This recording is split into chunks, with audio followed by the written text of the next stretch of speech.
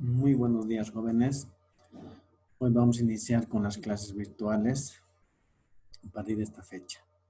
Hoy vamos a hablar de un tema muy importante, que es la hiperplasia benigna de próstata, que es una patología muy predominante en las personas de la tercera edad.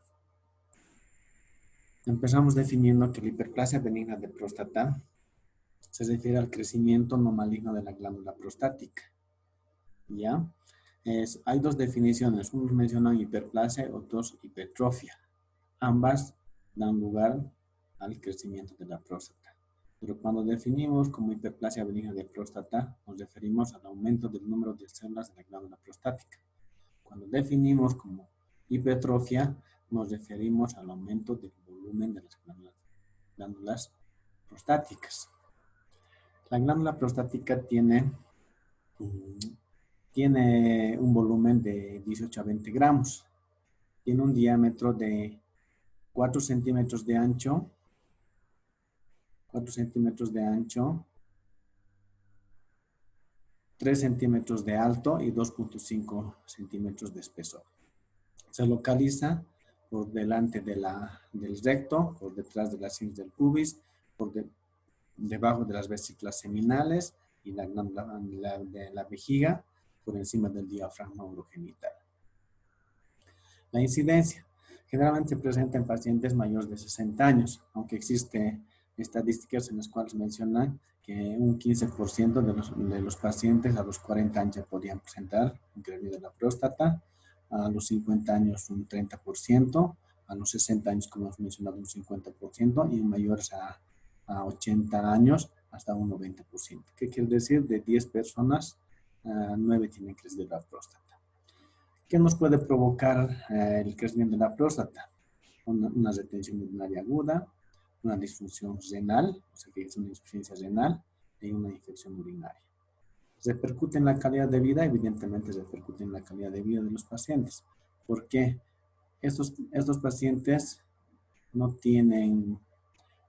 pueden conciliar el sueño porque cada rato se andan levantando. No pueden viajar, no pueden realizar viajes largos porque les implica buscar baño en varias oportunidades. Lo mismo cuando salen a la calle. Es la segunda causa de intervención quirúrgica, evidentemente en el hombre.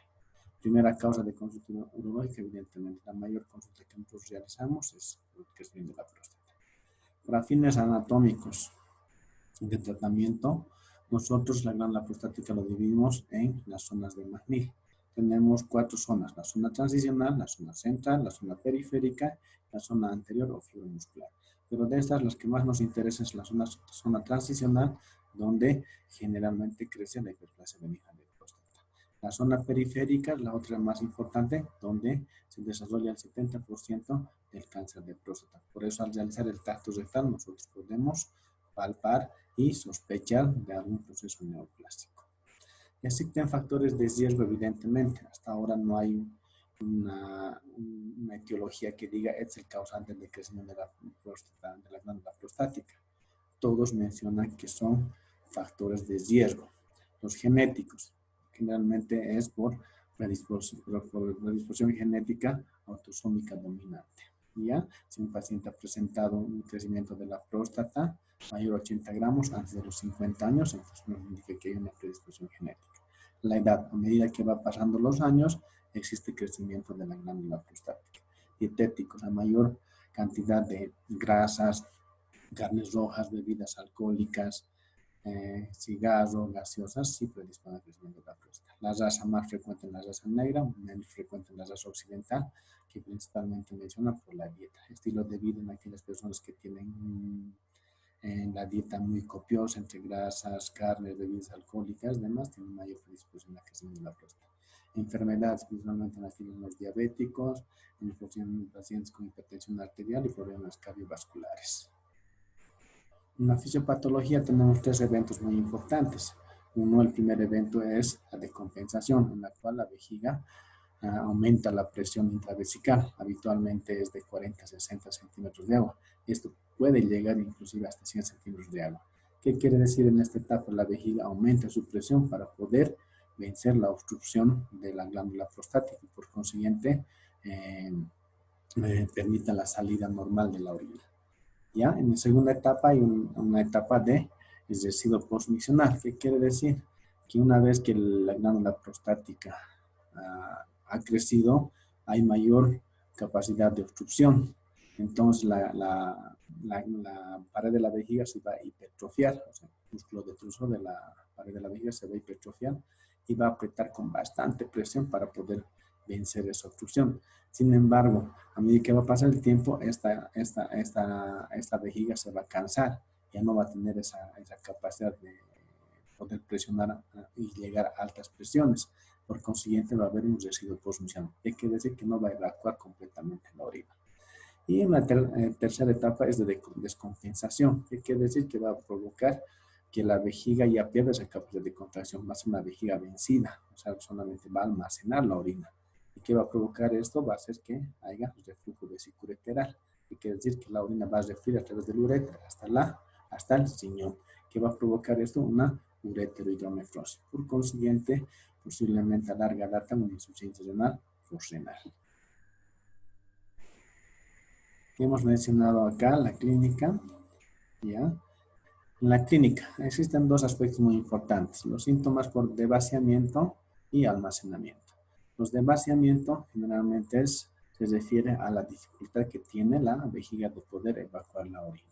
Entonces ahí existe un chorro débil, o sea, el paciente no va a orinar con fuerza, va a orinar de manera débil.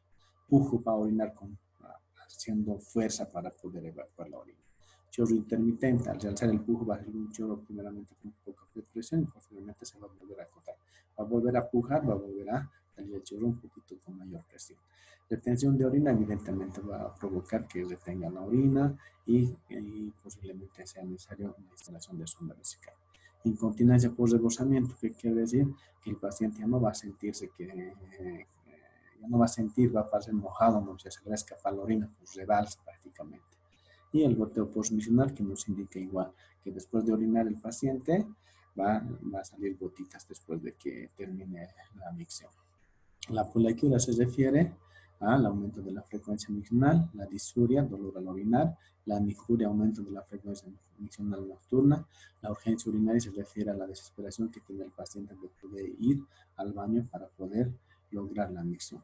Tenesmo es más o menos una vacilación, le da ganas de orinar, va a orinar, orina poquito. Y la incontinencia de urgencia, el paciente tanta desesperación tiene de ir a orinar que a veces no logra llegar al baño y se le escapa la orina. Hemos mencionado en la fisiopatología los mecanismos de compensación. Hemos mencionado que en esta etapa la vejiga se va a hipertrofiar y va a aumentar la presión intravesical, por consiguiente va a compensar la salida de la orina, pese a la obstrucción que está provocando la próstata. Aquí va a haber ausencia de residuo postmiccional, que quiere decir que no va a haber residuo postmiccional. En la segunda etapa, hemos dicho que va a haber con residuo. En esta etapa ya la vejiga va a perder esa capacidad de poder presionar con alta presión, que va a provocar que no salga toda la orina. Y por consiguiente, lo más llamativo en los síntomas, después de todos los síntomas que va a presentar, va a ser una incontinencia por urgencia, o sea, se va a escapar la orina desesperadamente. ¿Ya? Y lo más llamativo, ¿no? El residuo postmiccional. Sabemos que el residuo postmiccional normal es el 10% de la capacidad vesical. Si mi capacidad vesical normal es de 300 a 400, entonces mi residuo postmiccional será 30 a 40. Si es mayor a ese porcentaje, vamos a mencionar de que sí existe un cuadro obstructivo que está provocando retención urinaria. Y el tercer episodio en la fisiopatología que hemos mencionado se refiere a la descompensación, ¿no? Aquí hemos mencionado que ya la vejiga va a perder la capacidad de contraerse, va a estar una vejiga vencida y que va a provocar un reflujo ureterorenal. ¿Qué quiere decir? Va a refluir a través del uréter hacia los riñones y por consiguiente a larga data puede producir una hidronefrosis bilateral y si no corregimos esto, el paciente va a llegar a una insuficiencia renal. ¿Ya? Para el diagnóstico de la hiperplasia benigna de próstata, nosotros manejamos tres elementos muy importantes: el tacto rectal, la ecografía y el PSA. Aunque mencionan otro tipo de elementos más que podría utilizarse en el diagnóstico de la hiperplasia benigna de próstata. Empezamos diciendo los índices de síntomas prostáticos, que nosotros no habitualmente no utilizamos. En realidad no lo utilizamos porque se utiliza en centros de estudios, ¿no? Donde tienen personas ya muy capacitadas, pacientes que tengan un nivel socioeducacional alto, ¿no? Porque en nuestro medio sabemos que en la escuela de Bracamonte solo vienen personas, la mayoría vienen de la área rural, ¿no? Cuando se le podría plantear este tipo de cuestionarios, con seguridad no lo harían, no lo deberían responder, ¿no? Y tampoco retornarían, digamos, para hacer el seguimiento. Entonces, en este índice de síntomas prostáticos se utilizan 7 variables con una puntuación de 5. Si la puntuación da de 0 a 7, nos da un síntoma prostático leve, de 8 a 19, moderado, de 20 a 35, severo. Otro elemento de diagnóstico para la hiperplasia de próstata tenemos el tacto rectal. Evidentemente hay diferentes variantes para poder realizar el tacto rectal. Tenemos el genopectoral, tenemos el decúbito lateral o de Sims, la plegaria monumental o genopectoral, volvemos a repetir. Tenemos la de parado y la que más utilizamos, la de litotomía.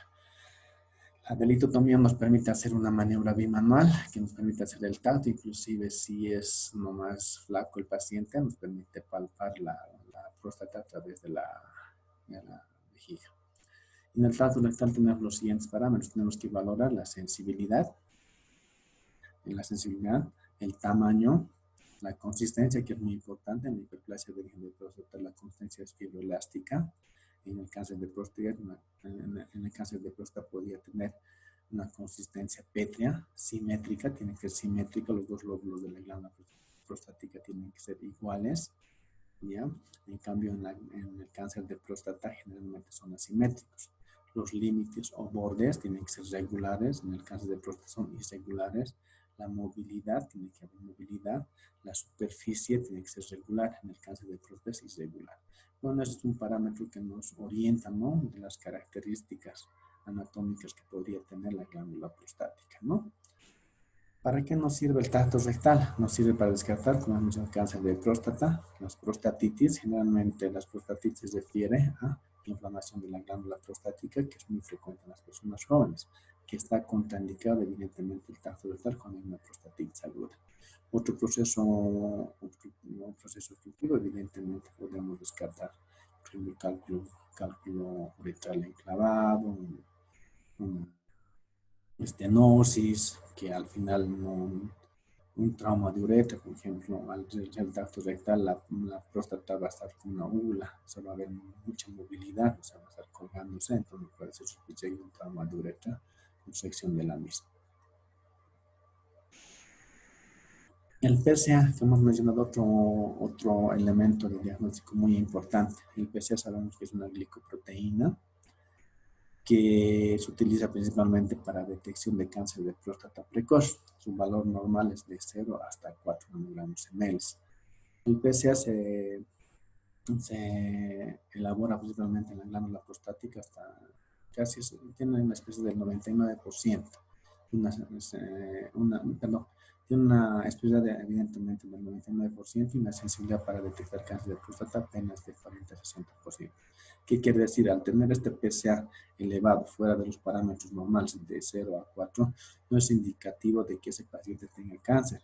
Nos orienta, recuerden, no es definitivo que con el PSA o con el tacto rectal digamos ese paciente tiene cáncer. Nos orienta, tenemos que ir a otros pasos para poder llegar a un diagnóstico de cáncer. Ya cuando hablemos de cáncer de próstata se les va a explicar con más detalle. Entonces, el valor normal del PSA es de 0 hasta 4 nanogramos ml, el PSA libre de 0,3 a 1,3. El valor del PSA puede variar también de acuerdo a la edad, de 40 a 49, 2.5, de 50 a 59, 3.5, de 60 a 69, 4.5, de 70 y más hasta 6.5. Muy importante es el valor de referencia. Por ejemplo, un paciente de 50 años que tenga 4.5 nos tiene que preocupar, ¿no es cierto? Pese que esté en rango normal, podríamos decir, ¿no? Pero sí tenemos que tomar muchos parámetros para poder llegar a un diagnóstico definitivo y descartar un proceso neoplásico. ¿Qué elementos disminuyen el PSA? Tenemos la finasteride y la dutasteride, que son dos medicamentos que utilizamos para el tratamiento de la hiperplasia benigna de próstata. Ambos son inhibidores de la 5-alfa reductasa. Situaciones que podrían modificar el PSA, evidentemente, el ejercicio, eyaculación, o sea, no debe tener relaciones sexuales antes de la toma de la muestra, sondaje vesical, tacto rectal e instrumentaciones urológicas, ¿no? Por ejemplo, fallas vesicales, dilataciones, calibraciones, cistoscopías, pueden modificar el resultado del PSA. Muy importante por eso, cuando un paciente viene a su primera consulta, no realizar el tacto rectal, porque al realizar ese tacto rectal podemos modificar el resultado del PSA y nos puede dar falsos positivos, falsos negativos.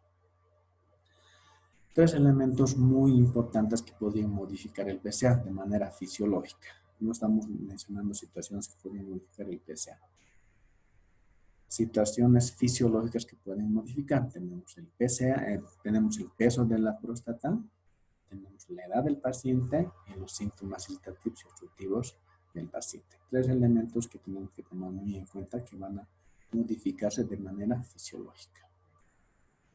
Aquí otro dato muy importante, cuando el PSA tiene un valor entre 4 y 10, nosotros mencionamos que es una zona sospechosa, una zona gris, una zona penumbra. ¿Qué quiere decir? Que tenemos que hacer una relación PSA total y libre. Si esta relación PSA total libre nos sale menor a 18, ese paciente tiene alta sospecha de que tenga cáncer. Entonces vamos a realizar una biopsia de próstata. Si el PSA total y libre es mayor a 18, posiblemente estamos frente a una hiperplasia benigna de próstata, una prostatitis, un proceso infeccioso que está provocando que se eleve el nivel del PSA. Otro dato, ¿no?, que nos puede orientar también de alguna manera es el examen general de orina, que principalmente es para descartar un proceso infeccioso. No sabemos que todo lo que se estanca se echa a perder. Como hay un cuadro obstructivo, la orina va a estar retenida. Y si se va a estancar, posiblemente nos dé un proceso infeccioso. En los estudios de gabinete, lo que principalmente utilizamos somos la ecografía transvesical, aunque se esté indicado la ecografía transversal, que es de mayor elección por el tema de que nos da un dato mucho más exacto que la ecografía transvesical. Pero en nuestro medio utilizamos la ecografía transvesical. Y de acuerdo a la ecografía, nosotros podemos clasificar en grados. El primer grado va de 20 a 40 primer grado, de 40 a 60 segundo grado, de 60 a 80 tercer grado y mayor a 80 el cuarto grado. Tenemos otra serie de estudios también, por ejemplo el urograma excretor, ¿no?, que nos permite observar la parte funcional y la parte anatómica. Me olvidaba. La ecografía también es muy importante solicitar de la siguiente manera. Debemos pedir una ecografía renal, vesical, prostática más residuo funcional. ¿Por qué? Estamos pensando en una hiperplasia benigna de próstata, ya sea una hiperplasia benigna de próstata obstructiva, tenemos que ver cómo está el riñón, si no existe hidronefrosis para descartar una neuropatía obstructiva crónica. Vesical, ¿por qué? Con residuo, tenemos que ver si esa vejiga está reteniendo orina y no está evacuando completamente la orina. Es muy importante determinar el residuo proximal. Ahí nos damos cuenta de que sí hay una neuropatía obstructiva. Entonces, la solicitud que debemos realizar de la ecografía es, favor, realizar una ecografía renal, vesical, prostática más residuo proximal, por los detalles que les he mencionado. Y nos vamos, lo que estuvimos mencionando en el lugar, a la ecografía. La ecografía aquí podemos ver, ¿no?, la ecografía transvesical, donde vemos la próstata, una imagen heterogénea, por detrás está la vejiga, que de bordes regulares, una imagen anecogénica. Una ecografía transrectal, podemos ver acá una muesca, ¿no es cierto?, que nos dice si es una ecografía transrectal. Y esta no podemos ver la muesca y nos indica que sí es una ecografía transvesical. Aquí podemos observar una hidronefrosis, como pueden ver, el riñón tiene una imagen anecogénica en el medio. Podemos observar una dilatación pilocalicial. El urograma excretor, hemos dicho que es funcional y anatómico. ¿Por qué funcional? Nosotros al introducir el contraste debe excretarse de 5 a 7 minutos como máximo. Si hay retardo de la excreción del contraste, nos indica que ese riñón posiblemente no está funcionando bien. anatómico, nos permite ver todo lo que es la pelvis, el uréter, inclusive la vejiga, ¿no? Aquí podemos hacer en este urograma receptor una ureteroidonefrosis bilateral. Como pueden ver, dilatado el uréter, dilatado la pelvis. Aquí un urograma normal, donde podemos observar normal el uréter, la vejiga normal. La uretrocistografía retrógrada nos permite meter un contraste a través del meato urinario para descartar otra patología obstructiva, en este caso una estenosis, ¿no? Podemos ver una estrechez de la uretra. Otro estudio tenemos la uretrocistoscopía, que nos permite ver mediante una cámara, mediante un cistoscopio en este caso, ver la glándula prostática desde la punta del meato hasta la vejiga. En el trayecto podemos evidenciar el utrículo prostático, el verum montano, que es el utrículo prostático, el verum montano y la glándula prostática, que es obstructiva. Y también nos permite determinar el grado de la próstata, midiendo desde el cuello de la vejiga hasta el verum montano. Si esa medida va de 2 a 3 centímetros, grado 1, de 3 a 4, grado 2, de 4 a 5, grado 3, mayor a 5, grado 4. Y también nos permite determinar si este paciente va a un tratamiento quirúrgico convencional o un tratamiento endoscópico. La urodinamia, lo que nosotros utilizamos es la flujometría, que nos permite ver con qué cantidad de orina está saliendo en un determinado tiempo, o sea, con qué presión está saliendo, ¿no? Evidentemente no lo contamos en nuestro medio, pero Dios mediante sí se va a comprar en el hospital y se ha hecho el pedido correspondiente y Dios mediante vamos a poder tener ese tipo de estudio que nos permite ver con qué presión sale la orina y poco a poco va descendiendo una próstata normal, o sea, un estudio normal.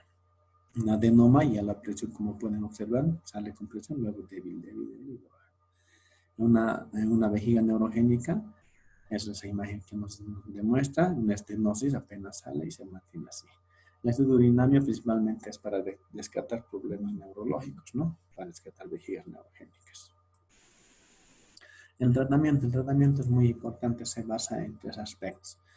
El tratamiento médico, tratamiento quirúrgico y tratamiento natural, que sería la fitoterapia.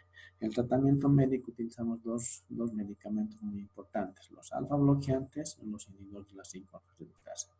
Los alfa bloqueantes, ¿qué función cumplen? Son vasodilatadores, ¿no? Tenemos aquí una serie de medicamentos como la prazosocina, alfazocina, terazocina, doxazocina y la tamsulosina. La tamsulosina es la que generalmente utilizamos por los efectos secundarios que no son muy llamativos, ¿no? Menor efecto secundario. Esa es la que utilizamos frecuentemente. ¿Qué efectos secundarios? ¿En qué nos favorecen los alfa bloqueantes? Sabemos que estos alfa bloqueantes son vasodilatadores. Tienen receptores alfas a nivel del cuello de la vejiga, de la glándula prostática, el esfínter y el uréter distal. ¿Qué conseguimos con esto? Que la musculatura de ese nivel se relaje, por consiguiente mejore el flujo urinario. Los inhibidores de la 5-alfa-reductasa son inhibidores de la conversión de la testosterona en dihidrotestosterona, que es el metabolito activo para el crecimiento de la glándula prostática. ¿Ya? La finasterida viene de 5 miligramos, la dutasterida de 0,4 miligramos. ¿Ya? ¿Qué efectos secundarios tienen? Disfunción eréctil, impotencia sexual y a larga data, principalmente la ginecomastia. En los alfa bloqueantes, los efectos secundarios tenemos la hipotensión, la taquicardia, cefalea, ¿no? Como son vasodilatadores, puede provocar problemas cardiovasculares, ¿no? Y uno de los efectos secundarios también es la disfunción eréctil y la eyaculación retrógrada. Como va desde la musculatura lisa de los esfínteres, va a hacer que el semen disminuya de cantidad. No disminuya de cantidad, sino disminuya la salida del volumen hacia adelante, sino va a ir hacia atrás. La fitoterapia se basa en 3 elementos muy importantes. Vamos a ver, en las Ceroneas repens, en el piógeno y en el africano. ¿Qué medicamentos tenemos nosotros? ¿Qué alimentos tenemos acá en nuestro medio? Tenemos la soya, el tomate y el té verde que podemos utilizar en la misma. Aquí hemos mencionado los efectos secundarios de la finasterida, su mecanismo de acción. El tratamiento quirúrgico va a depender del volumen de la glándula prostática. Primer y segundo grado podemos dar todavía tratamiento médico. No mejora, podemos ir a un tratamiento quirúrgico, pero endurológico. En esto tenemos la RTU monopolar y la HER2 bipolar. En nuestro medio, ¿no? Evidentemente, en otros países utilizan una serie de técnicas, ¿no? Como la HIFU, el TUNA, los fotovaporizadores, ¿no? Y también aquí en nuestro país podemos utilizar el láser LED o el green, ¿no? Y si es mayor a 60 gramos, en el tercer grado y cuarto grado va a una cirugía convencional, que puede ser transvesical, retropúbica o transperineal. La que nosotros hacemos en nuestro medio es la transvesical. Ya, aquí tenemos una serie de equipos, ¿no? Endurológicos que en nuestro medio lo contamos con el LINS Green. Tenemos el RTU monopolar y bipolar. Evidentemente sigue siendo el gol estándar el RTU monopolar o bipolar. Algunos mencionan también algunas prótesis prostáticas que en nuestro medio no lo utilizamos, en algunos países sí lo utilizan, donde ponen canastillas a nivel de la uretra que permite la permeabilidad de la uretra, ¿no? En pacientes principalmente que tienen pocas expectativas de vida, alto riesgo quirúrgico, entonces en eso sí se puede indicar, pero nosotros mismos contamos. El tratamiento quirúrgico endoscopio hemos mencionado que es el estándar de hora en un 93%, recuperación más rápida, indicada en prótesis menos de 60 gramos, se mencionan hasta segundo grado nada más, requiere equipo especializado y costoso. El objetivo es remover la adenoma proximal al vero montano. Aquí podemos observar cómo se realiza la HER2, evidentemente ya no se hace bajo visión directa, sino se hace ya mediante una torre de laparoscopía. Las complicaciones de todas las cirugías, ¿no? Tenemos una morbilidad de 18, una mortalidad de 0,2, directamente proporcional con la edad. A mayor edad, evidentemente, a mayor riesgo, ¿no? En el tema de las cirugías endoscópicas, ¿no? O en las abiertas igual. El tiempo de resección también no debe pasar de 60 minutos porque tenemos el riesgo de síndrome de Post y de TEO. Luego tenemos las complicaciones que en realidad en todas las cirugías se presentan, ¿no? Un riesgo de impotencia un 10%, una incontinencia un 2%, y eyaculación retrógrada, sí o sí se va a presentar ya sea en cirugía convencional, cirugía abierta, cirugía endoscópica, cirugía láser, va a haber eyaculación retrógrada, porque en todas las técnicas sí o sí se afecta el esfínter interno. Contractura del cuello visceral un 10% en las cirugías endoscópicas, ¿ya? Las cirugías quirúrgicas abiertas, la perineal, la retropúbica, la suprapúbica. Esta es la que generalmente hacemos, ¿no? La transvesical, que nos da muy buenos resultados. Solo que el tiempo de estadía va de 5 a 7 días hospitalizado, ¿no? Después no hubiera problema.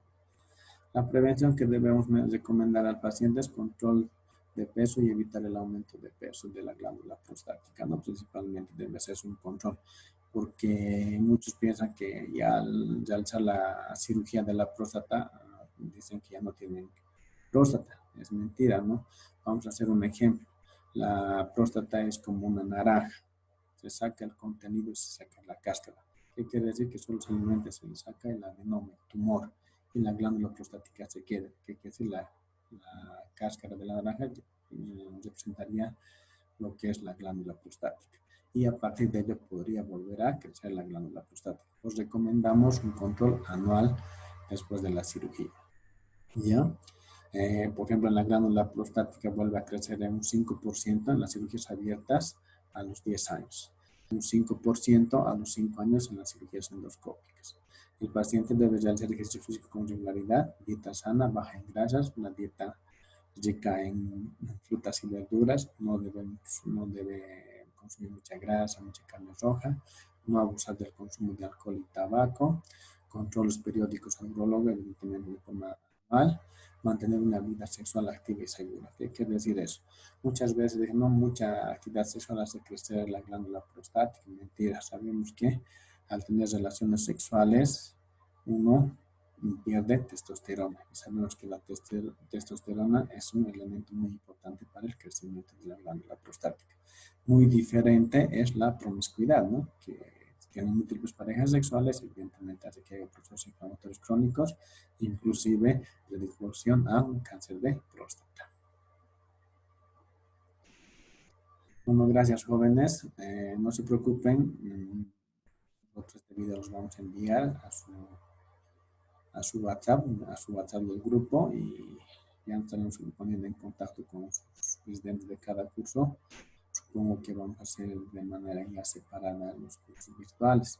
Me voy a contactar con la doctora Lañeta para poner los horarios para no perjudicarles también a ustedes. Que tengan buen día.